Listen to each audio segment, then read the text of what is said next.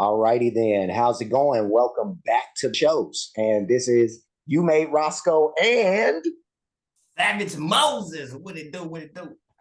there we go. There we go. We got another joint show going on. Both of our shows, You Made Roscoe, Savage Moses. We are back and we'll be checking out this video, the best Larry Bird revenge story ever told.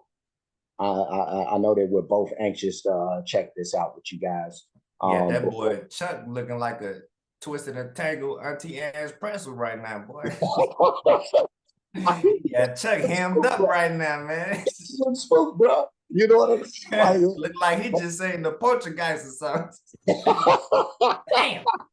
You know, who was that? Lambeer got him hemmed up, so we got to find out what that's about. You know, but before we get into it, make sure that you like and well, first of all, subscribe and hit the notification bell to both. No, you can like first to it. Oh man, we'll take it. Yeah, you know, but also make sure, well, there's no page to send you to, you know, because this is an NBA video. Well, there is a page to send you to, but they don't need y'all. Yeah, they don't need it. They got it. Yeah, you know, NBA is $1 billion conglomerate, you know, and you can go over and give them a like because we do want to support any other places that we get the content from. But, you know, they got this, you know what I mean? But we're going to go ahead and start this thing up. Check this out, and let's see what happens. Let's get it. Charles Barkley had a handwritten letter delivered to Bill Laimbeer before playing a game against him, and it said, "Dear Bill, f*** you. Sincerely, Charles Barkley." And as one might expect, they got into a fist fight that game. And now Barkley gets into it, and he and Laimbeer, and now there are some punches thrown. And Robert Parrish, who got into a fight with Laimbeer 3 years in a row, was questioned by Bill Laimbeer.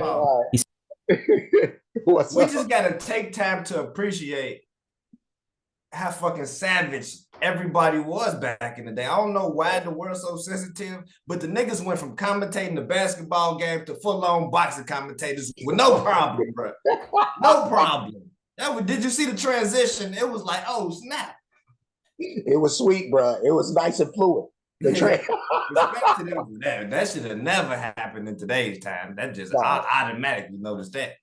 Yeah, no. You gonna get a 2-year-long suspension for this type of activity right now. We won't see you until 2028, probably, if you even blow on a nigga. You know what I mean? But yeah, no, it was real. It was real back then. You know what I mean? I was blessed to have seen some of these joints, you know what I mean? For real, live, I bet, yeah. That, you know what I mean? So, whew, Lord, let's keep it going. He said, "I was always taught, if you can't say something nice about someone, then don't say anything at all. So I'm saying nothing at all." But nobody hated Bill Laimbeer more than Larry Bird.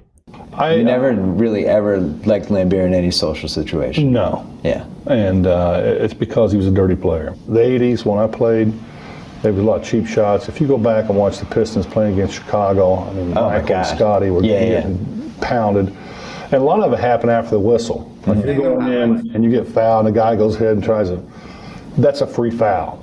Ricky Mahorn, he'd hit you and all that, but he'd hit you, you know you're going to get hit. But he didn't try to maim you. Oh, shit, my man said, fuck that layup. Hold on. Yeah, no. Bill Laimbeer. Shit. We got, I definitely got to see that one again. I ain't never see that highlight. My nigga said, fuck that layup, bro. Turned fully around and squared up with the nigga. Yo. Oh, it's real. There's a lot of cheap shots. If you go back That's why we hate the Pistons. I get it now. Michael and Scotty were getting pounded. And a lot of it happened after the whistle. Like you're going in and you get fouled, and the guy goes ahead and tries to, that's a free foul. Ricky Mahorn, he'd hit you and all that, but he'd hit you, you know you're going to get hit. Yeah. But he didn't try to maim you. Right. Bill tried to hurt you. Got it back. Laimbeer wasn't playing with you, bro. He was not playing like the dude. And I'm telling you, I was seeing these games. Like when they were all 7 of his fouls. You give it the extra rookie? Yeah, you get an extra one, bro. They already know somewhere else. That's crazy. So they reset it at 5. Laimbeer walked with it, then committed a foul, knocked Bird to the floor. Celtics are very... Damn, did he throw the ball at him too? Yeah, caught Bird in the jaw. Yeah. And Larry's a little upset.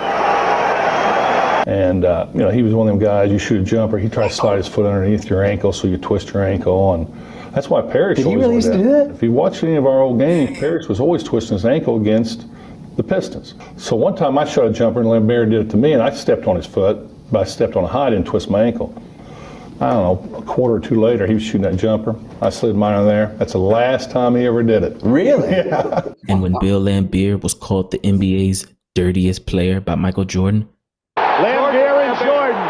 Yes, indeed. There are punches thrown. he responded in a way that really showed his true colors. Michael Jordan may be a very good, outstanding basketball player, but as a individual, down-to-earth, heart person, he has, I mean, who is he? Who cares about him? All he does is play basketball. In the world, he's this big. Wednesdays at Outback. Steak and beer. Walkabout Wednesdays are back. Get a sirloin or chicken on the barbie, fries and a draft beer or Coca-Cola, starting at just $13.99. Hurry in. Wednesdays are for Outback. Outback Steakhouse. Dial Pad's where work comes together. It gives our team one beautiful workspace for anywhere collaboration. With Dial Pad, we can take calls, send messages, and meet with a click, all in one place. Change the way you work at dialpad.com. Yeah. Sorry about that ad. Or two. Nah, you could tell, bro, really hurt though. Yeah. He like hate this man on the personal level. Yeah, no, dude, and you know what's crazy? Like when he talks about Michael Jordan like that, like back in that time, like people kind of thought like what you saying, like he hating on Mike and all this and that, but actually that little piece right there, he kind of ain't lying about the person that Michael Jordan is, you know, like in real, or that, like once people have come to find out that Mike ain't the nicest person out there. You know what I mean? Yeah, but, I can see that. yeah. You know, so that was kind of crazy. Like, but what the hell that got to do with basketball? And nigga playing like he fucking boxing. you ain't supposed to be friends, especially like from that era. Like, ain't no, I need to be friends with you, shaking hands and all that. Like, nigga, you my enemy. You my enemy. I can see why nobody liked him. And during the 1986 season, when the All-Star team had just been announced, Bird asked a group of reporters if Laimbeer, who had been an All-Star the last 3 years with the Pistons, had made the team again. And when he heard Laimbeer was not selected, Larry Bird said, "Good. Now I won't have to worry about him getting on the bus and saying, 'Hi, Larry,' and me having to say, 'F you, Bill.'" But that we would still see each other in the playoffs. I was always the one that came out first, and there's always a leprechaun out on the floor. I'd go out and spit right on the leprechaun, rub my foot in it, and then go down and make a big dunk. Away we went. The tension was obviously high, and in one game, Robert Parrish said, "I feel like Laimbeer took some cheap shots at me. I guarantee something will break out if they let it go." And though nothing happened the rest of that series, the very next year, they met again in the Eastern Conference Finals. And in Game 4, it got crazy. Open people, see Sting, and the 24-second clock goes down, and Bird, and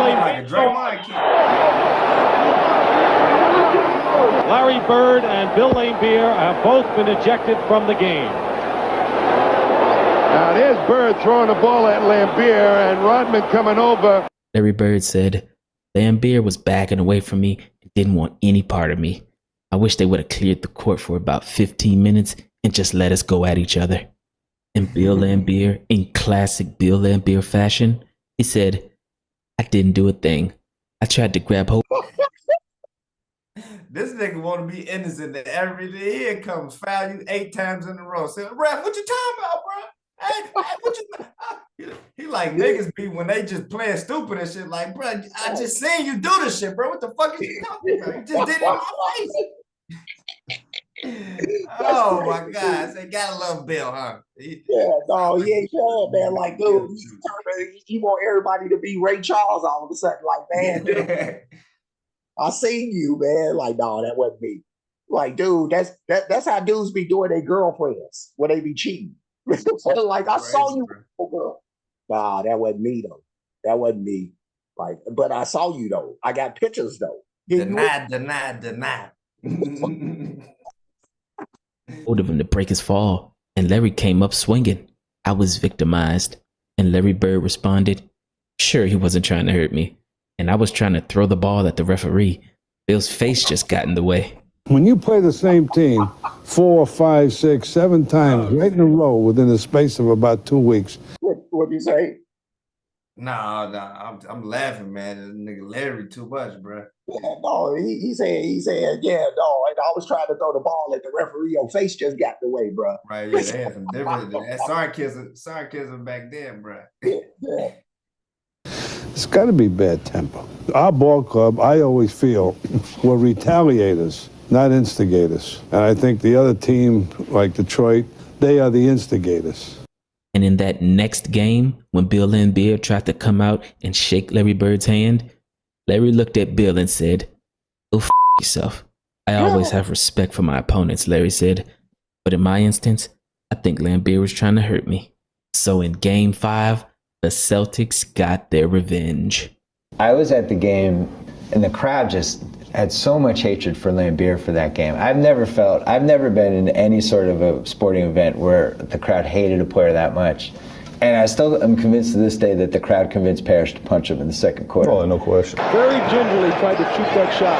Nice play by Darren Day. It doesn't fall. The tip by Parrish. He can't get it to fall, and Parrish takes Laimbeer to the ground with a right arm. Damn. It said it was only a matter of time till somebody did this. Laimbeer, he had it coming. That's, yeah. You gotta love the 80s, bro. Bro, the whole building sitting there plotting on this nigga. How's that not illegal?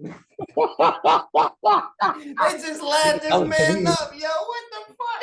Yeah. Dude, I bet you, and dude, you know what's the crazy thing about that? I bet you nobody got thrown. Nobody got thrown. You know what I mean? Crazy. You watch the replay and it was like barely he did anything. It's going to happen 2 plays before. The cameras just got the part where Robert got mad, see? But nobody saw Laimbeer's elbow that hit him in the neck, right by the Adam's apple. And all he did was react because people are sick and tired of this guy with the baby face, putting his hands up all the time. Who, me? Meanwhile, he'll sucker punch you, he'll do everything in the game. Hey, pause it. Yo, go back, bro.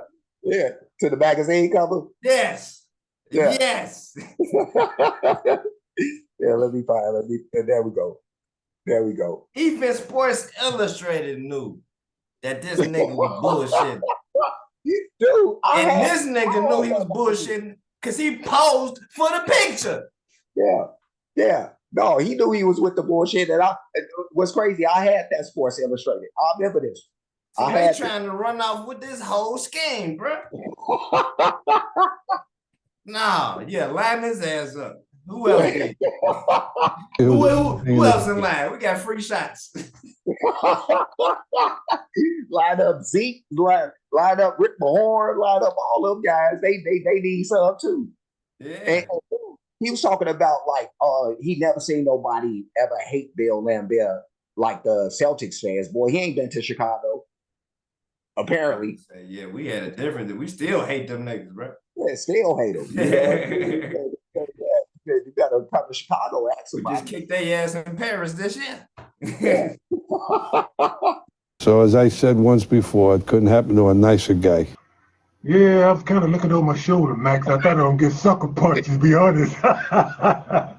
You know, in the heat of the battle, you know, we exchanged a few unpleasantries, then a few elbows that passed between us, and then I just lost a throwing punches. So I couldn't believe I lost my composure like that. That was the first time ever. At Boar's Head, our dark chocolate hummus is crafted to perfection.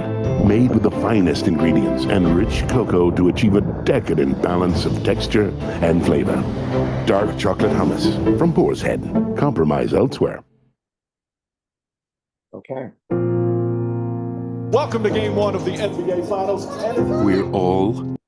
This play epitomized 80s basketball because not only did this flurry of punches result in no ejections and no technicals, but they didn't even call a foul. They just what foul, nigga? I guess, yeah. I told you line his ass up. I just told y'all. What foul? You want to play and run off with the scheme? We got a scheme for your ass. Keep playing, bro. Yeah, we better tuck these with you. We better push them up, get the ball, and win and dunk that motherfucker. Like ain't nothing happened. Yo, I want to see this whole game now. Yeah, dude, the whole stadium seeing him got laid out. He laid on the ground. I think he lost a tooth or something probably, but no foul, no nothing. You know what I mean? Like that, the 80s, bro. Coach probably on the side. Bill, get your ass up, Bill. They about to score. And they was still playing this shit, ain't they? Yeah, no, they do, man. Oh my God. Yeah, no, you go back and watch this game, bro. Please.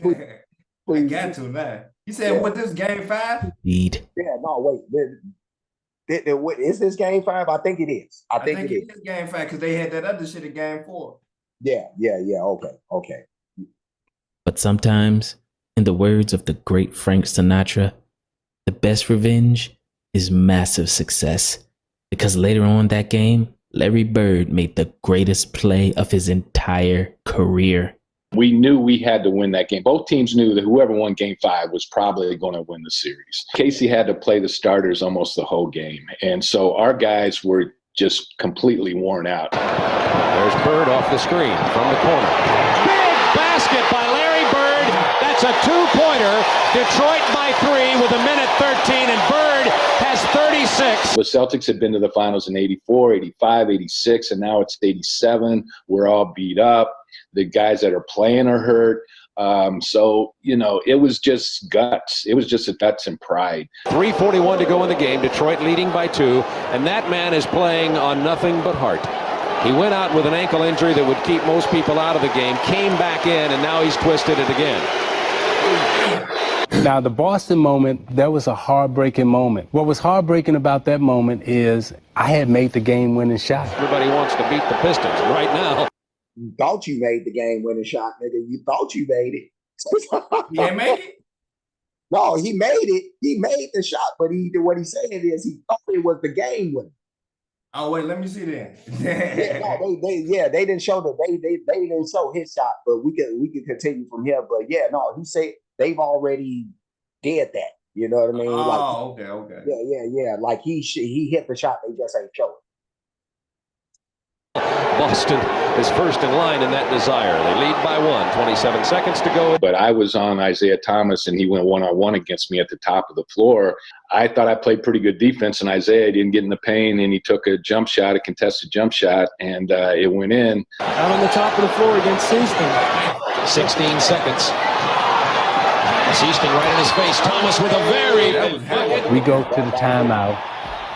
We know Bird's going to get it either on the left side or the right side. And we got the play figured out. We sent him left. About 5 of us come over there to try to block the shot. There's Bird with the ball against Mahone. He'll take it to the hoop. You can bet. He's going to try to draw a foul. It's blocked. And Seaston hit it off of a Detroit player. No. Ball goes out of bounds. And I'll never forget, everything just started, it went in slow motion. So I run over, we look at the bench, no timeout, nothing. So I run over and I grab the ball. Detroit should have called a timeout, Brian, because they had a timeout left. They could advance the ball down to the other end of the floor. There's a shot somewhere, there's a photo that I saw that Chuck Daly is standing by their bench with his hands up, calling timeout. Isaiah, I remember to this day, he's standing there like this to the referee, give me the ball, give me the ball, give me the ball. So I grabbed the ball from the referee, Laimbeer's good foul shooter. Yeah, I see what he's saying. I never had taken the ball out. That wasn't my thing, right? I throw it up. Bird sneaks in. I didn't even see him. Bird was moving right when he was inbounding the pass. And when you look at it from a couple different film angles, I mean, he threw it right to him on the move. And I had my back to where he was stealing the ball. So when I turned around, I was probably more shocked than anybody in the whole stadium that Bird had the ball in his hand. And this is probably one of the most incredible plays that's ever happened against me and that probably I've ever witnessed. From an athletic standpoint, two people being in sync and just Bird just playing every second. And that's what the Celtics taught us, to play every second, not to play 47 and a half minutes, but to play a full 48. And he had a smirk on it. He knew the game was over, and he almost had a smile on his face when they gave him the ball, and he did not see Bird at all. But the thing I remember the most is that Joker. Greatness has to be spoken into existence. That's why I moved in with legendary play caller. Wow. Bang! Clutch snap, Jason. Tatum. Way off. Color commentary, like most things, is better experienced on Hisense ULED TVs.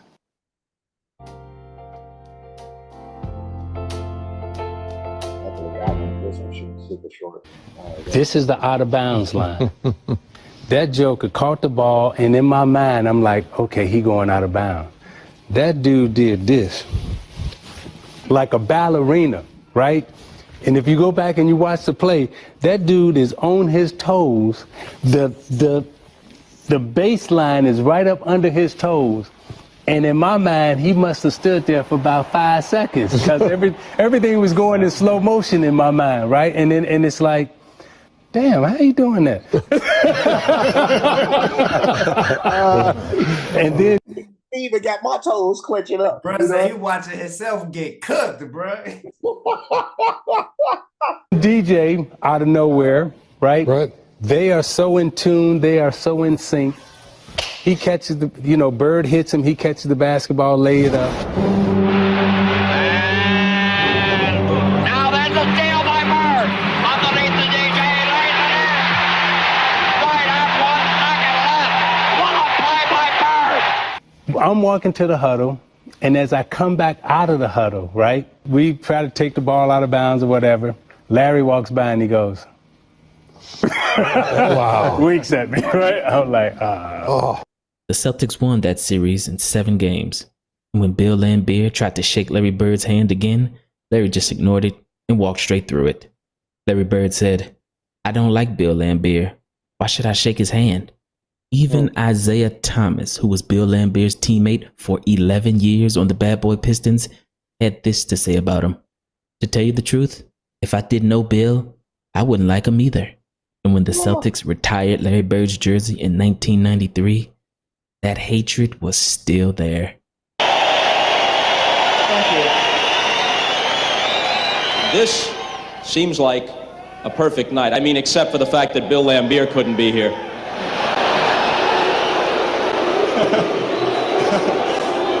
What would you tell him if he was? We would probably hang him up with my my number.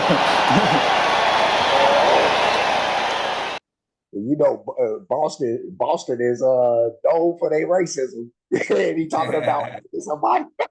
They all for it. They cheer. Hell yeah. Because back in the day, the animosity. What'd you say, Savage? I said, nah, this dope though. Oh yeah. Was not for show. When they hated each other, they really hated each other. And it didn't stop when they retired. They were enemies for life. I hate Larry Bird, but I respect the hell out of that man. I respect Isaiah Thomas's talent. No matter how much I hate him, I respect his game. But Bill Laimbeer's hate was on another level because he didn't respect anybody, not even his own teammates. In his last Detroit Pistons practice before he retired, Laimbeer elbowed the star player Isaiah Thomas and broke his rib. And when Isaiah Thomas got angry, Laimbeer elbowed him again. Bill Laimbeer once said, I don't fight, I agitate, then walk away.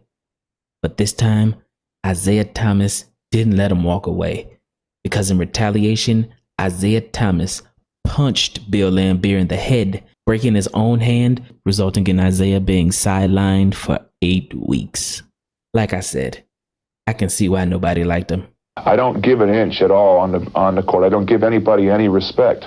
I think that's the major problem with a lot of other players is I don't respect their game. If they happen to get in the way, well, that's not my fault. That's their fault. I make no apologies for my game throughout my career. Whatever the general public thinks about my style of play, I really could care less. You left the bad blood on the court for the most part, but not with Laimbeer. You never really ever liked Laimbeer in any social situation. No. Yeah. And it's because he was a dirty player. Larry Bird's sitting next to you right now. Would you talk to him? Would you have a conversation with him? What would you say? I'd probably go to a different table. Wow. Fuck you, Bill. Charles Barkley. Stop it right there. Oh goodness. That was the best Larry Bird revenge story ever told. And Savage, I want to know what you thought about this video. Shit, I loved it, every second of it.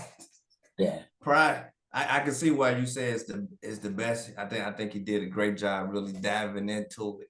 And this type of story in particular kind of had a great antagonist and protagonist, so it was a good sit through in general.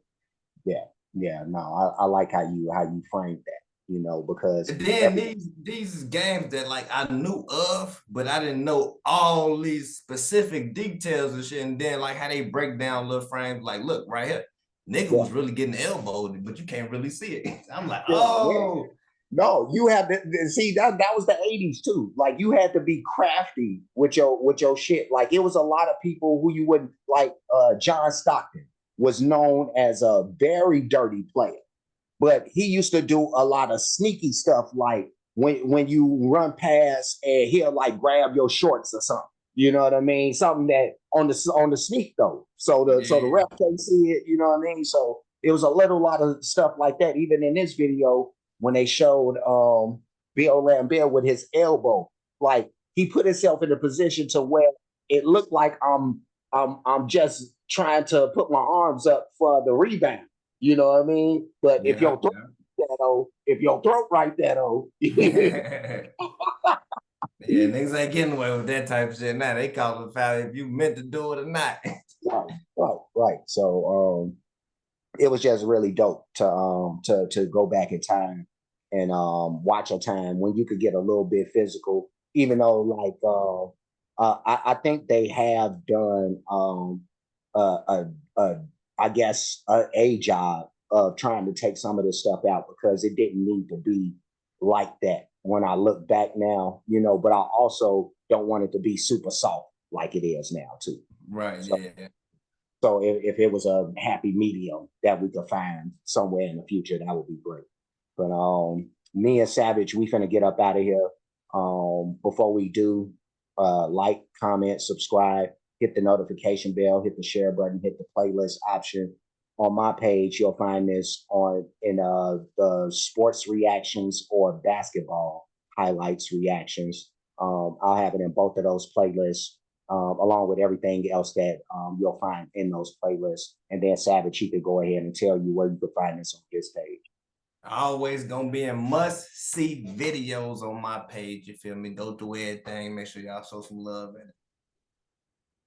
All right, cool. And also on my page, I have, and on Savage's page, we have plenty of other playlists, a lot of stuff to dabble into. So whether it be this type of stuff, music related, any avenue basically, and Savage even has the gaming stuff going on over there too. So it's really next level on his page. So I suggest that everybody, of course, check out my page, but check out my man Savage as well. And what he does, Cash App, $ you made Roscoe, Cash App, $ Savage Moses Gaming, PayPal at Savage Moses Gaming, and PayPal at You Made Roscoe.